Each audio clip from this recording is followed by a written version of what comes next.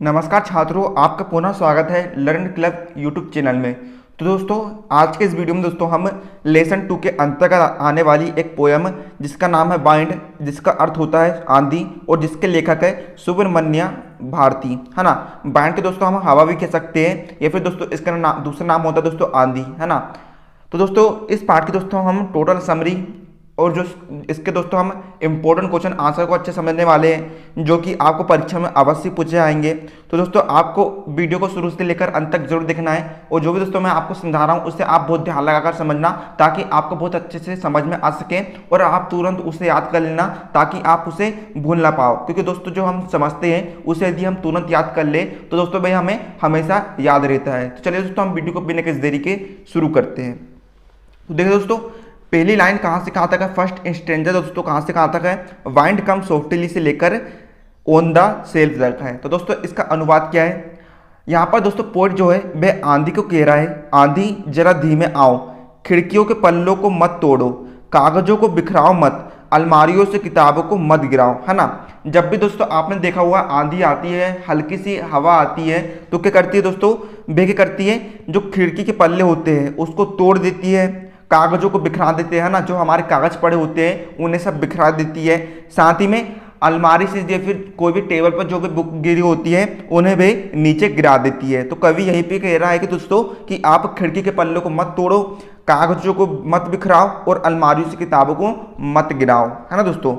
अब देखिए दोस्तों दूसरी पोएम कहाँ से कहाँ तक है, देयर लुक बाट से लेकर देयर, ठीक है, क्रम्बलिंग हार्ट्स तक है। तो दोस्तों इसका अनुवाद क्या हो जाएगा, इसका अनुवाद होगा दोस्तों, देखो तुमने क्या किया, तुमने सबको नीचे पटक दिया, तुमने किताबों के पन्ने फाड़ दिए, तुम वर्षों को फिर से ले आए, तुम कमजोर चीजों पर अपनी मौज करने में चतुर हो, तुम कमजोर पुराने घरों को बिच्छिन्न कर देती हो, कमजोर पुराने दरवाजों को छिन छिन कर देती हो, पुरानी बल्लियों के टुकड़े टुकड़े कर देते हो, तुम इन लकड़ियों को तोड़ देते हैं, शरीर को नष्ट कर देते हो, जीवन को चूर चूर कर देते हो, हिला के तोड़ देते हो, है ना।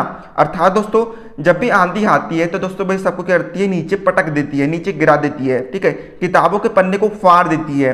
वर्षा के साथ आती है आंधी, है ना। और दोस्तों जो आंधी होती है सबसे ज़्यादा जो कमज़ोर चीज़ें होती है उनको नुकसान पहुंचाती है, जो पक्की चीज़ें होती है उनको तो नुकसान नहीं पहुंचाती है, लेकिन जो पुरानी चीज़ें होती है, जो कमज़ोर चीज़ें होती है उन्हें नुकसान पहुंचाती है। और जो पुराने घर होते हैं, जो मिट्टी के घर होते हैं उन्हें वे तोड़ देती है, जो पुराने दरवाजे होते हैं उन्हें भी वे छिन्न भिन्न कर देती है, पुराने बल्लियों को टुकड़े टुकड़े कर देती है, ठीक है, लकड़ियों को भी तोड़ देती है, ठीक है, जिनका शरीर कमजोर होता है उन्हें नष्ट कर देती है और जीवन का बहुत नुकसान कर देती है और सारे दिलों को तोड़ देती है। उम्मीद है दोस्तों आपको समझ में आ रहा होगा। चलिए अब बढ़ते हैं दोस्तों अपनी। तो देखिए दोस्तों हमारी लास्ट लाइन है द विंड गॉड से लेकर एवरी डे तक। चलिए दोस्तों अब हम इसका हिंदी में अनुवाद समझ लेते हैं। तो देखिए दोस्तों पोएट कहता है, वायु देवता उन्हें उसी तरह अलग कर देते हैं जिसे कि वह धान को उसके छिलके से अलग कर देता है, वह उस कार्य को नहीं करेगा जो हम उसे करने को कहते हैं। इसलिए आओ हम मजबूत घर बनाएं, हम दरवाजों को मजबूती से जोड़ें, हम अपने शरीरों को तंदुरुस्त रखें, हम अपने दिलों को स्थिर रखें। यह करें तो आंधी हमारा मित्र होगी। आंधी कमजोर आग को बुझा देती है और तेज आग को खूब बढ़ाती है, वह गर्जना करवाती है।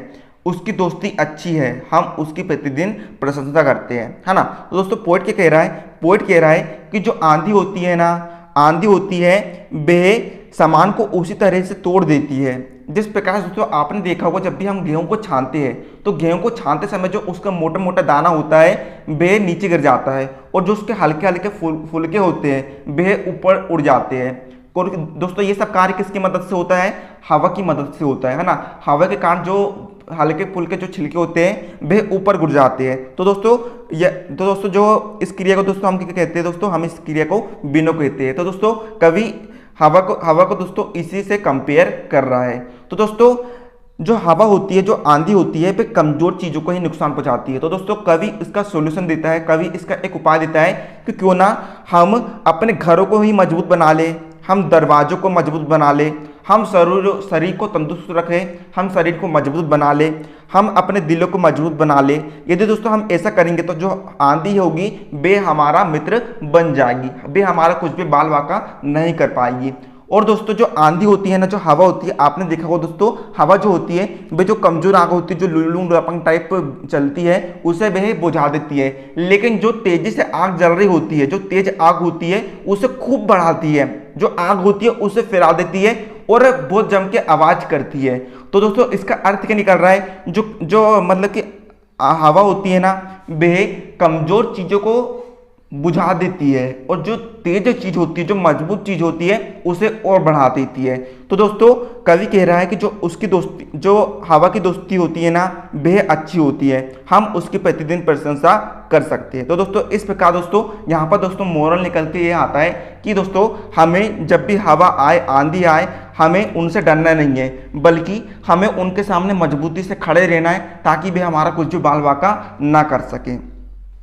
चलिए दोस्तों अब हम इसके इंपॉर्टेंट क्वेश्चन के आंसर अच्छे से समझ लेते हैं, जो कि आपके परीक्षा में अवश्य पूछे जाएंगे। तो देखिए दोस्तों यहाँ पर पहला आपका इंपॉर्टेंट क्वेश्चन है, what are the things the wind does in the first stanza.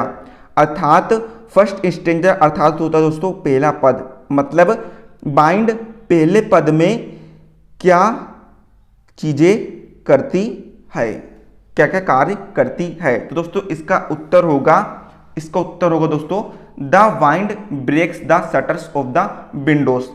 जो हवा होती है ना, जो वाइंड होती है ना, वे खिड़की के पल्लों को तोड़ देती है। ब्रेक यानी तोड़ना, शटर यानी होता है दोस्तों पल्ला, है ना। जो बाइंड होती है ना, वे खिड़की के पल्लों को तोड़ देती है। It scatters the papers here and there. Scatters यानी होता है दोस्तों फेंकना, है ना। यह पेपर को यहाँ और वहाँ फेंक देती है। उम्मीद दोस्तों आपको समझ में आ रहा होगा। चलिए दोस्तों अब हम बढ़ते हैं अपने नेक्स्ट इंपॉर्टेंट क्वेश्चन की तरफ। देखिए दोस्तों हमारा नेक्स्ट इंपॉर्टेंट क्वेश्चन है, व्हाट डज द पोएट से द वाइंड गॉड विनोस। अर्थात विनो यानी दोस्तों होता है उड़ा ले जाना, है ना। विनो एक प्रकार की प्रक्रिया भी होती है, अर्थात जो वायु देवता होते हैं वह किसे उड़ाकर ले जाते हैं। दोस्तों इसका उत्तर है the wind god winnows homes, doors, rafters, wood, bodies, leaves and hearts. जो पवन देवता होते हैं, जो वायु देवता होते हैं ना, वे घरों को, दरवाजों को, राफ्टर्स को, लकड़ियों को, शरीर को, जिंदगी को और हृदय को उड़ाकर ले जाते हैं, अर्थात उसे नष्ट कर देते हैं। तो दोस्तों उम्मीद है दोस्तों आपको समझ में आ रहा होगा। यह वाला क्वेश्चन दोस्तों वेरी इंपॉर्टेंट है, आपके अर्धवार्षिक परीक्षा में भी ये पूछा गया था, आपको दोस्तों इसे जरूर याद कर लेना है। देखिए दोस्तों हमारा नेक्स्ट इंपॉर्टेंट क्वेश्चन है, what should we do to make friend with the wind.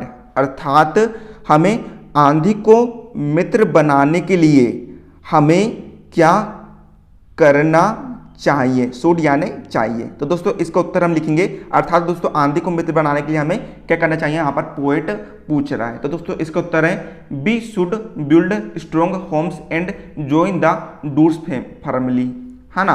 अर्थात हमें मजबूत घरों को बनाना चाहिए और दरवाजों को मजबूती के साथ जोड़ना चाहिए। जोइन यानी दोस्तों होता है जोड़ना, है ना। We should firm the body and make the heart strong, है ना। अर्थात हमें अपनी बॉडी को और हमें हमारे दिल को मजबूत बनाना चाहिए। शुड यानी चाहिए। Why doing so we shall make friends with the wind, है ना। इस प्रकार यह करने से हम हवा को अपना मित्र बना सकते हैं। तो दोस्तों इस प्रकार से दोस्तों आपका तीसरे नंबर का इंपॉर्टेंट क्वेश्चन का आंसर निकल के आता है। अब दोस्तों हमारा लास्ट इंपॉर्टेंट क्वेश्चन है, what do the last 4 lines of the poem mean to you. अर्थात कविता की अंतिम 4 लाइनों में कवि क्या कहना चाहता है। तो दोस्तों इसका अर्थ है, इसका उत्तर है the last 4 lines mean that. अर्थात कविता की 4 अंतिम लाइनों में यह बताता है that the wind troubles weak people, है ना। जो मतलब कि वाइंड होती है वह कमजोर लोगों को सताती है, but he gives strength to those who are strong. परंतु वह जो ताकतवर लोग होते हैं उनकी सहायता करती है और उन्हें स्ट्रेंथ देती है। So we should be strong in every way.